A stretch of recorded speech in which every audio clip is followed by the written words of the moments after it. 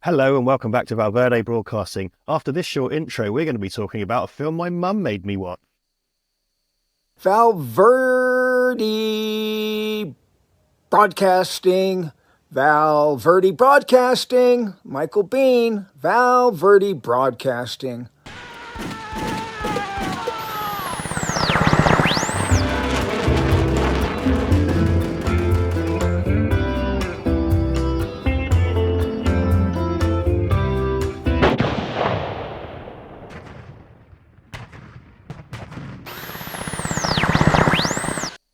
Okay, so if you are a subscriber to Apple TV, you may have watched Wolf with Brad Pitt and George Clooney, directed by John Watts, he of Marvel's Fox Spider-Man fame. It's been plastered all over buses and everything. It's kind of a big release because it's got two huge stars in it. My mum wanted to watch it on her birthday, so we did. It's fucking weird, isn't it, Duncan? It's a fucking weird movie. There goes our monetization. Yes. Oh, beep it. I'll beep it. Yeah. Beep it. Although I gather that. Anyway, Is that bollocks as well? Okay, anyway. It is. I mean, weird. Beeps as well. Is it beeps as well? Yeah. Not bollocks. I didn't mean to say bollocks, shit, fuck, or cunt. I didn't mean to say any of them so quickly. Beep them all. Sorry. Anyway. Yeah. It is very weird. It's very lavishly mounted.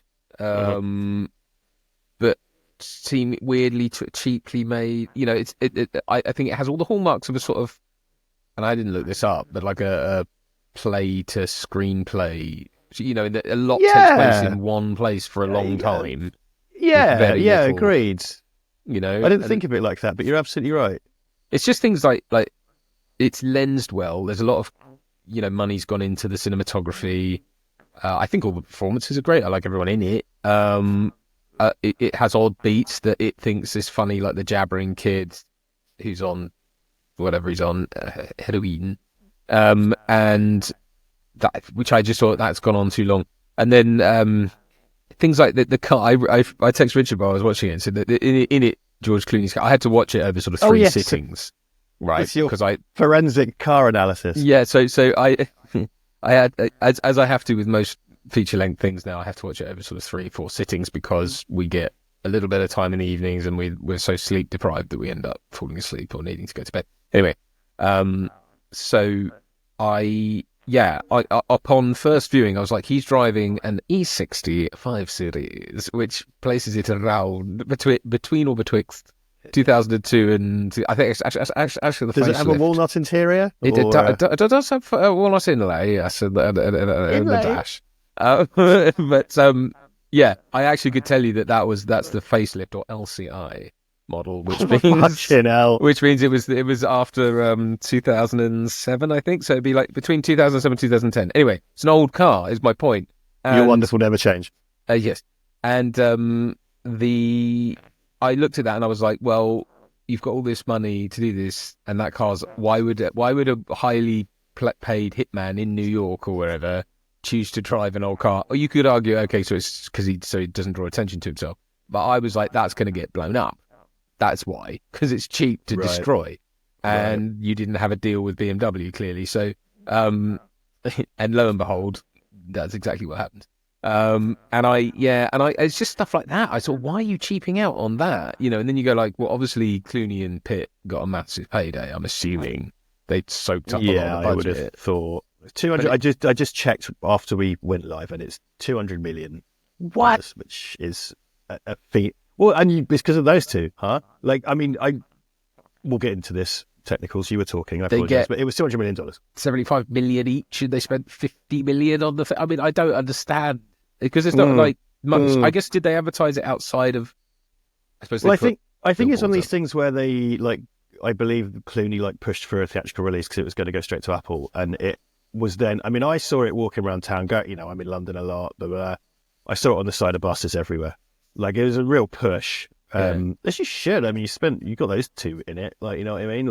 You would want to fucking get, hey, look how much money we spent. Which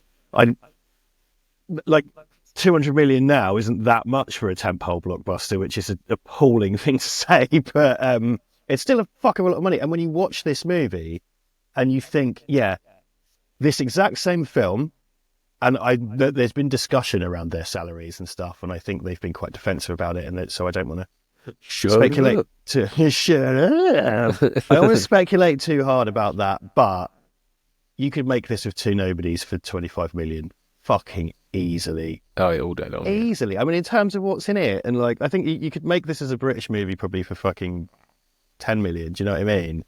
Like, it's mind, but it's like you say, it is very lavishly staged. But we live in an era where filmmaking has been democratized to a point that you can do a big gunfight and you can do a car chase and you can do, they're not even helicopter shots anymore; they're drone shots. Like, you can do all that.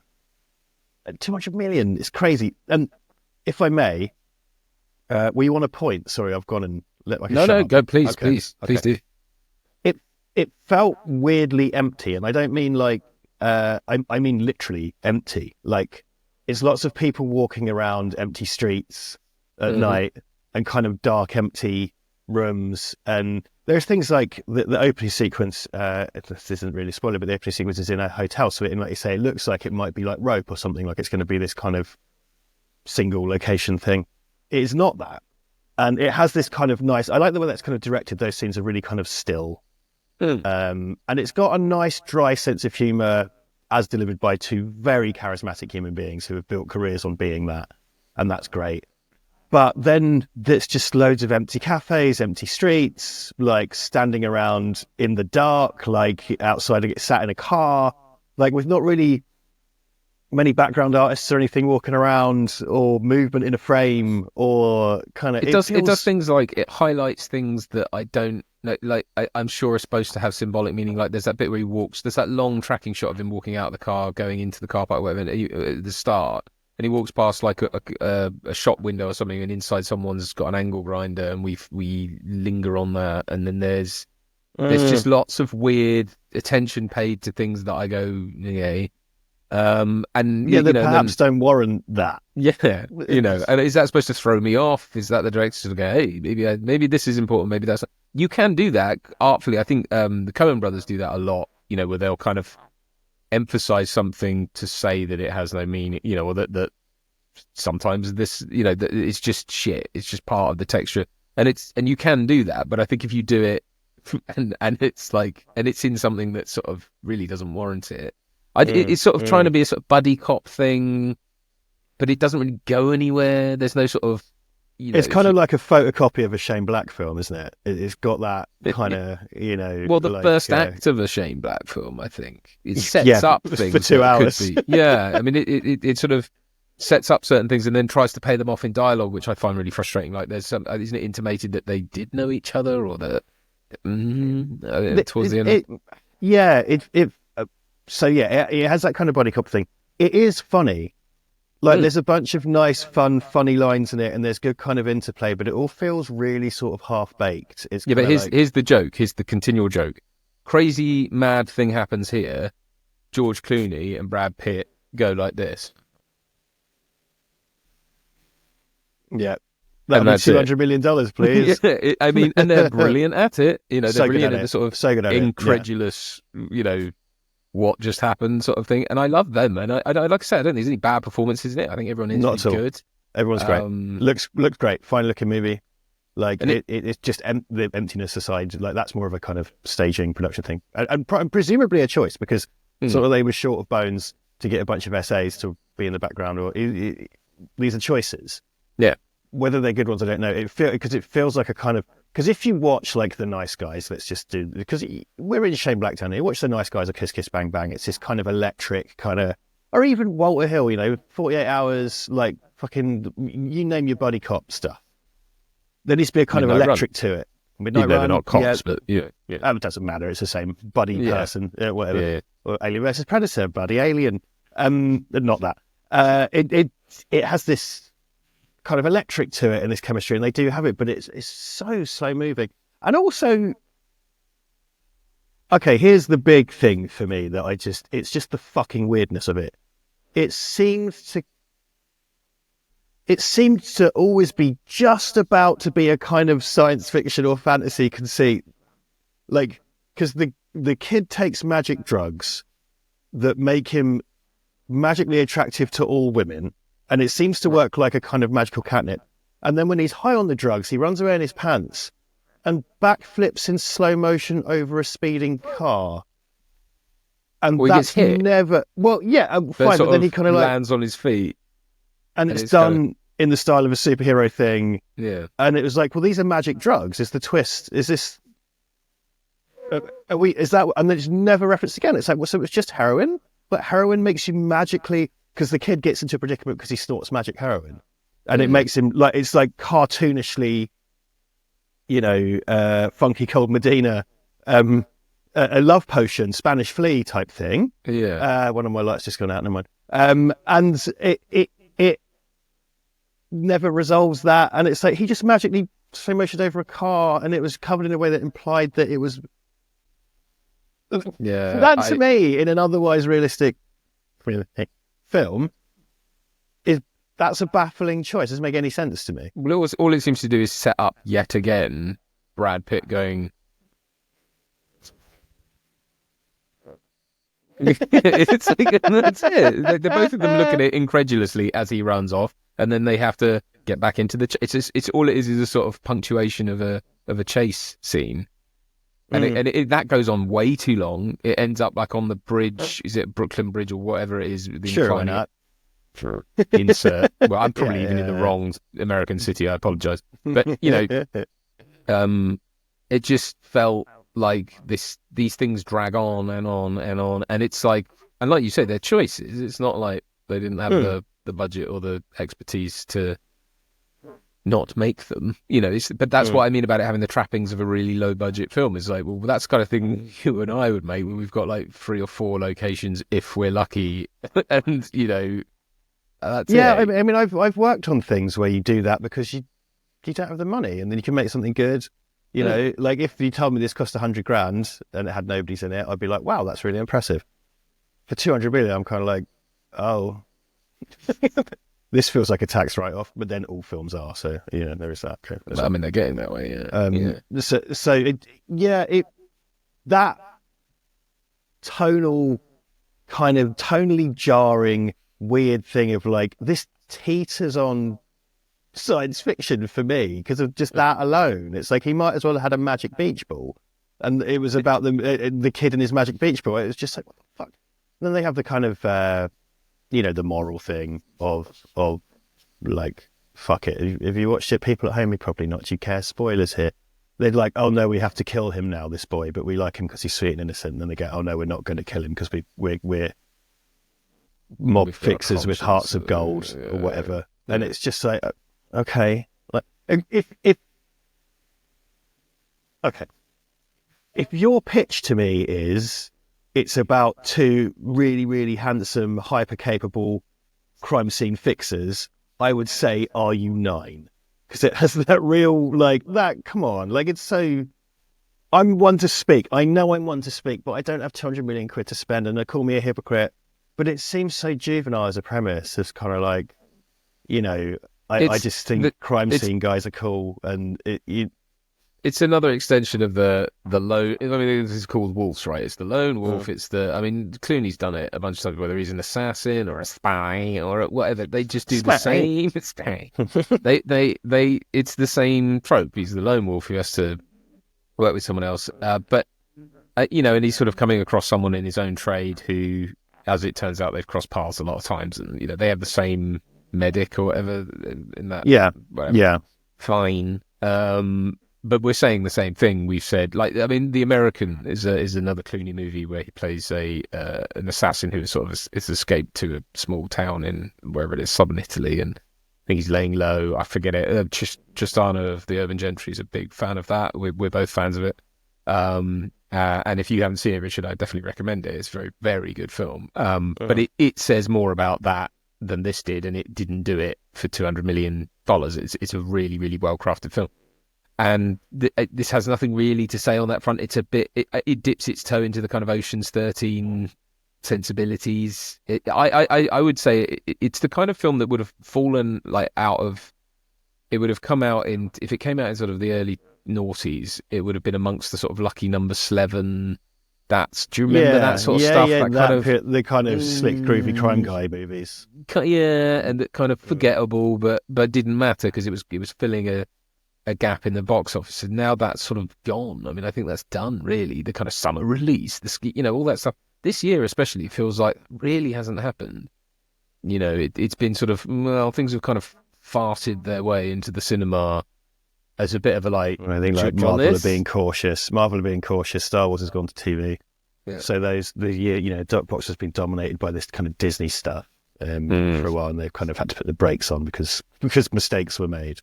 And yeah, I mean, what fills the gap? And then this kind of had a cinematic release, theatrical release. Did get one. It was made by a streamer for a streamer. This is it. This is it, isn't it? Yeah. Released down the minimum number of screens. I don't know that. But it feels like a bit of a throwback, and it's certainly not a stretch. This is the thing, like Clooney and Pitt are old school movie stars, right? It's like Jimmy Stewart, Cary Grant type vibe. It's their whole energy. It's their, pick one. They want to be like that, and they are like that, and they are that for the modern age, and there are very few of those left. You could put Tom Cruise up in that bracket, and all the rest of it. This doesn't feel like a stretch for either of those guys. Like, what I mean? And I'm not saying they should challenge themselves all the time, but it doesn't feel like a stretch, particularly for either of them. And they're very, very good at what they do, and they're very, very good in this. But being kind of bickering, cool crime guys, like, I mean, the world's boner for that hasn't subsided since Pulp Fiction, but then wisecracking cool crime guys have been around forever. And I think if you're going to do it, you need to have a bit of electric. That Butch Cassidy and the Sundance Kid beat, which I did not get. When they both pop out and they're going to go to war with the, and it's like a OK Corral or whatever, and it's the Last Stand thing, not the film The Last Stand. I mean, the concept. Yeah, it's fantastic. The Last Stand. I'm old. Me and John in Knoxville and yeah. No, that's Mark Wahlberg. Although Forrest Whitaker does do that sort of a breathy out of exasperated. Anyway, it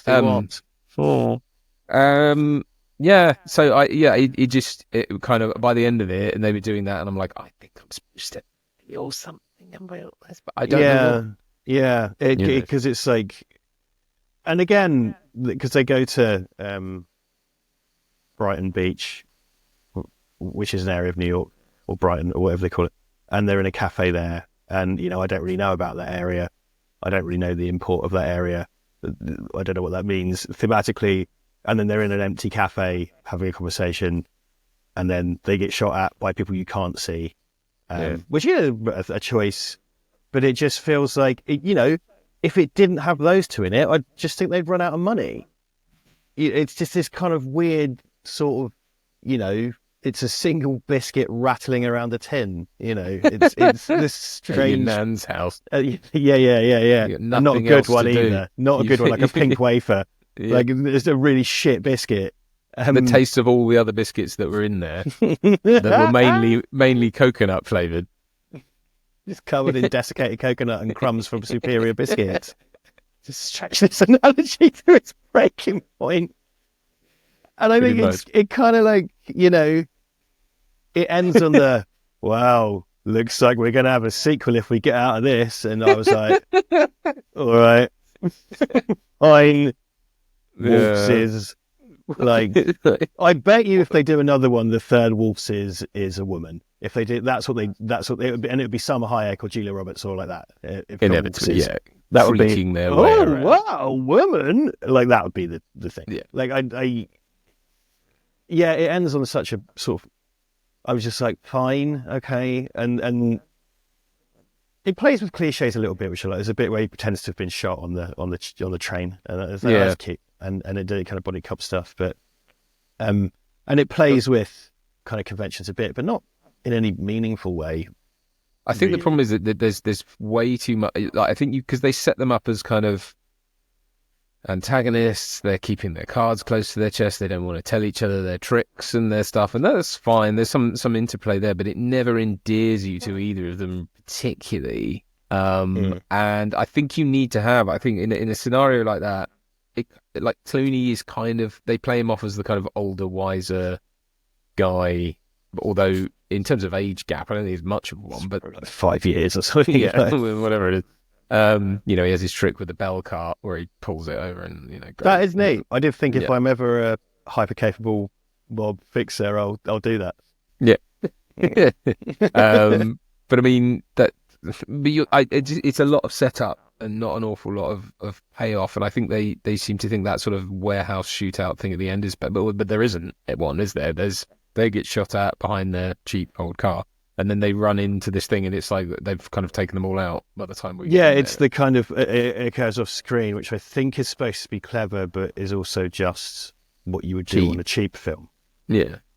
So you're kind of like, all right, like it's what you would do if you didn't have budget. So that's where my mind is watching that.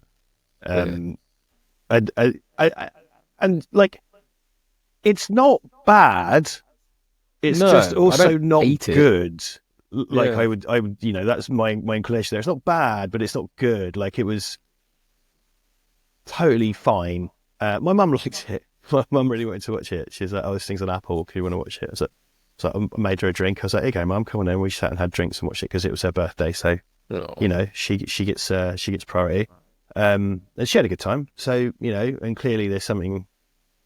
Maybe she just wanted to watch the handsome upper side of middle-aged actors being smooth. I don't know, whatever pensions are into. Look, it's nice looking moving wallpaper. I think if you just if all you wanted was a sweet distraction for an hour or two, never intended to do the things we've done. If that's all you're after, then fill your boots. There's an argument to be made for that, but I think not for $200 million. Like, it is madness. I think it probably rubs us up the wrong way because we look at this and we can't get budget for, a 10 grand film. So it's kind of like, well, and that widening gyre is getting ever more. It's just, I mean, people, they are starting to spend less on these things. I think Alien Romulus was 80. It was like 80. We did talk before we came on air just to say, because the only thing in this review that will be relevant to this period in time, because this film came out ages ago, is that Terrifier 3 is topping the box office. That was like 2 million. The original was a short, and then the feature was Kickstarter for like 30 grand. I know horror is kind of a basket case. Horror performs differently. Horror is different. And horror never dies, as the great George Romero himself said. But those are cheap movies doing very well. Doesn't necessarily indicate a trend, but I think it shows to a lot of people that there's a possibility that perhaps the pendulum swing the other way. Maybe we are due that sweet Hollywood crash that we've craved for so long. I don't know, but just on the other end of things, because it's just movies have fallen prey to the same thing that AAA gaming did. It's like, I think Resident Evil 6 was a good one because I think they spent like $500 million or something getting it made. And then when it made like, 0.6 of a billion back, they were like, well, this is a failure or whatever. And it's like, yeah, because you spent more money than games you could possibly sell. Like, if you're spending up, because we're going to be looking at $1 billion budget in the next few years. Do you know what I mean? Something would have cost $1 billion. Well, both Avengers combined was $1 billion, wasn't it? Fine. Okay. But then you kind of go like, wow. But then you have to go, wow. But then you go, but hang on, that means each one, wow, that's a lot of money. I can't do any more wows. I only got one. Wow. Yeah. Wow. Wow. Wow. Wow. I'm so outclassed here. Like, it's what a knife to a gunfight. But that's a $500 million budget for both of them. Now, I mean, it's obscene. It's obscene. I like those that's movies, a gamble that it's paid obscene. off because they were both like the high. They beat Titanic and they beat blah blah blah. Fine, but I think that worked then, and even that time has passed. I think it's people are changing their relationship to film and cinema, and it is not. You can't spend that kind of money on stuff anymore. And it's like people need to recognize, like, even like adjusted for inflation, things like, I think it was like Terminator, because what Terminator 2 costs 100 million or something, which adjusted for inflation is like 100 and whatever, 80 million, say, whatever it was. And that was one of million. those canny things of pre-selling. They pre-sold loads of rights to things. Yeah. A model that was later adapted by Adam Sandler to the great success of his back pocket. Right. But yeah, it's like So there, yes, carry on as you are. Sorry. No, I just mean It's that just like noise. so, I'm just making noise. so it just means that, well, it just means like that's obviously that's a bit of a strange case because it was technically an independent film, and and a lot of things that have come along. I mean, Superman was the same. A lot of things that you could say were successes weren't really studio films, but you kind of have to go.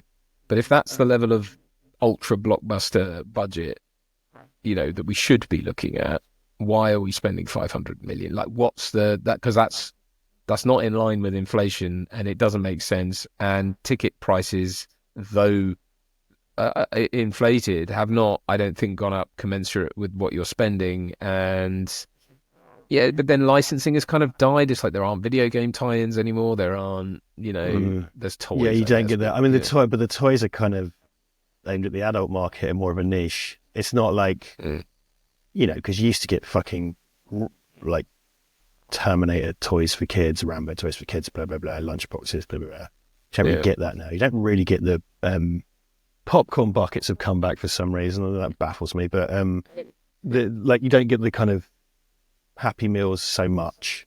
Whereas like you would have a year of just Happy Meals. Like a Wolf's Happy Meal would be amazing. Weirdly, just as a sidebar, I was in Madrid last week for work because I'm fancy, and I saw on a bus stop that McDonald's are doing a Friends Happy Meal that had kind of like little what are those big head things called? Funko Pops, Funko Pop style Friends toys. I mean, kids love Friends. 4-year-olds love Friends. Certain things are having a renaissance. I think Suits has had that recently. There's been a huge... That had a big poke on Netflix, didn't it? That kind of got a second life on Netflix. And that fucking hell, apparently Predators is doing really well on Netflix. Right. It's like, it's just the epitome of the axiom that people who watch fucking any old shit. But...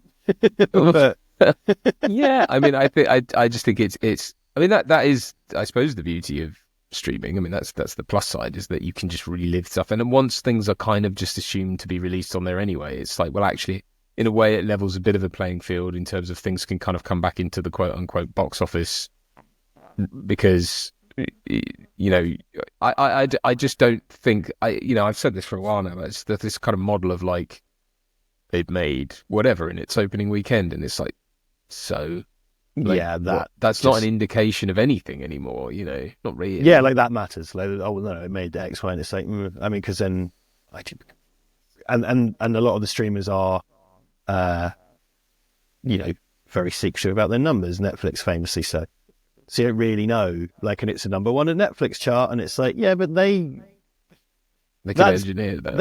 I'm certain they do. I'm certain there must be a small element of just like, no, don't put that at number one because that doesn't get clicks. I know this other thing's doing better, but like, that's got no future here. We don't own the rights to it. Let's put our thing at, Yeah.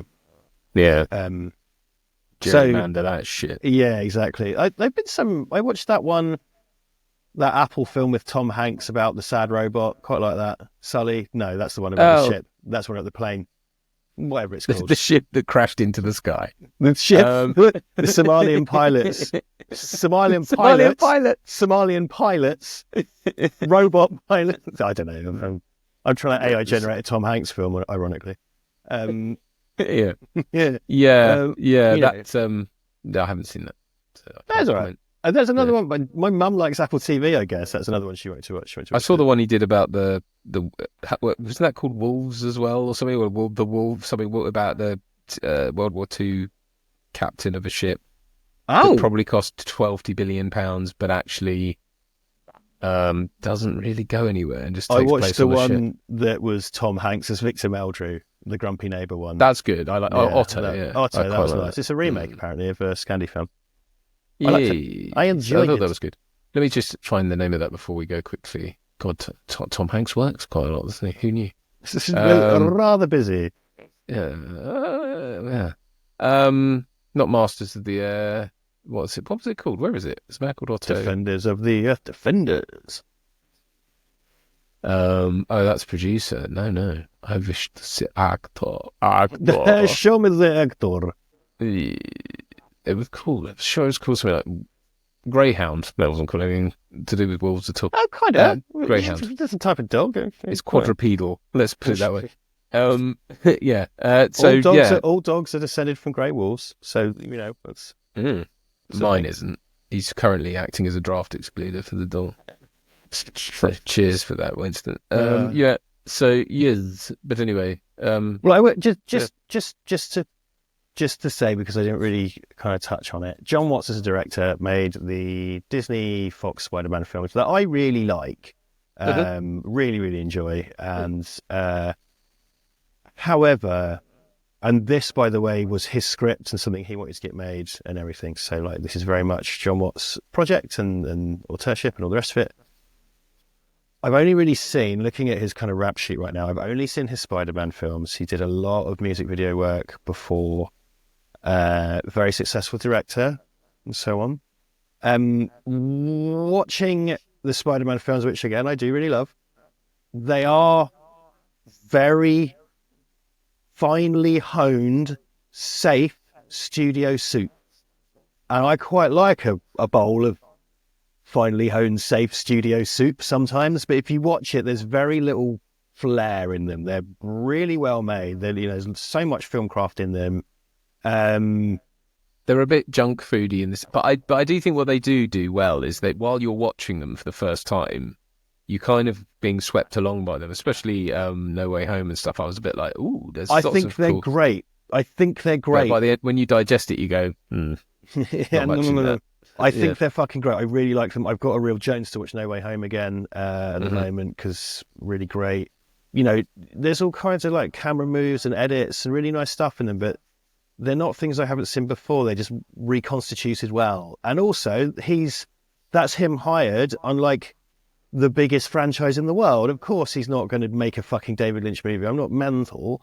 But also, I don't know, there was a time of going to see, like, in the heyday of Sam Raimi is the obvious one. Sam Raimi's Spider-Man is so inveterately a Sam Raimi film. Like, there's so much flair in it, and there was a time during which you would go to see these movies made by directors. I remember when Spider-Man came out, I always liked Spider-Man. It's the only Marvel hero I really gave a crap about when I was a kid, but maybe the X-Men, but I was more into my British stuff. Went to see Spider-Man, Sam Raimi's Spider-Man, and everybody wanted to go see Spider-Man, but I wanted to see it because it's Sam Raimi. And me and a couple of my mates all love Spider-Man, but love Sam Raimi more, and we're just like, the fucking Evil Dead guy's done Spider-Man. What's that going to be like? John Watts did Spider-Man really well, but no part of me looks at those and goes, I've learned more about John Watts as a filmmaker. And that's on me, because I've only really seen those. And this is the auteur project with movie stars from John Watts. And I'm just like, I don't really see any really, really interesting filmmaking for me. It seems a bit empty and weird and kind of disjointed in its intent, in the, is the child of magical drugs or not? What is this? And anyway, that was about 3 minutes of your time I've taken up, so I just wanted to cover that in here at some point, because that's what's been good. Percolating. I'm just looking him up to see what else he's done that I would have seen. He did a lot of. He did a Fatboy Slim video. There you go. He did a segment in our RoboCop remake. Have you ever know about our RoboCop remake? No. Oh, it's really great. Okay, it's really cool. They got, I can't remember how many, because when the RoboCop remake was announced, like this fan project to react against it was, I think everybody got given a minute of RoboCop to remake, and everybody did it in different styles. Yeah, so like someone did a Lego one, and there's like, it's really great. I did not know that John Watts did a bit in segment that. C06. 55 segments. It's not a minute, so it's probably 2 minutes or something. The Old Man, he was a director on his TV series with Jeff Bridges that I've seen, and I really like that. Lots of scraps. Yeah. Okay, Did man. he direct? That has a lot of the same sensibilities as Wolf. Okay, he directed some of the Onion video stuff. The Onion video, they're kind of American. It's basically American Brass Eye type stuff. Mm-hmm. He's god tier. like some of the best comedy, like some of my favorite comedy ever. It kind of went through phases, but like the golden age of that was amazing. He directed some of that. They tend to be like 2 to 3 minutes, little sketches on the Onion website. ONN, so Onion Sports Dome. Okay, so you did quite a lot of that sort of stuff, which is essentially TV comedy, but it's on the internet. Yeah. Okay. Those are my thoughts on John Watts, a man vastly more successful in this career than I am. So, take So what far. I say with a pinch of salt, We're still if you're alive so far. So yeah, those, I don't know, those are my thoughts about Wolves. And mine. Yeah. What are good. yours? Why don't Good. you leave them below? Why don't you like, subscribe, go out and pet a dog? Ask first, though, if you see a dog on the street and it's cute, it's bad to just touch it. You have to say, does your dog accept pets? Is it okay to approach? You shouldn't just walk up because they're not all okay being petted, and you need to learn about boundaries and consent. And I think this is my venue to say that about dogs. Come here. Come on. I'm going to pet a dog right now. There you go. Come yeah, here. that's defo though. That's defo. Because if you go pet a random dog and it bites you, that's on you. Yeah. Just saying. You should, yeah. Look Look at him. He's so gorgeous. Hello, Winston. Who's a good boy? He can't hear me. That's fine. Hey, Winston. Hey, Winston. Winston. Nah, he's just like, I don't care. Get off me. Get off of me. All right, should we end this? Because this is an end of a video. It's going to make people mad. when we bring the dog mad. in, that's just... This is meandering nonsense and dog consent. All right, cheers, thanks. We'll be back. Tune back in for stuff soon. We're trying to get content more regular. Now things have settled in a bit because last year was a bit weird for both of us. But now we're back and we're confusing people with regular content. Any words, Duncan, before I click stop? Yeah, no, all good. We'll hopefully see you guys soon. Please do like, comment, subscribe, SEO. Head on over to Patreon if you're so inclined. And yeah, we'll look forward to the next one. Daddy, bye. Bye.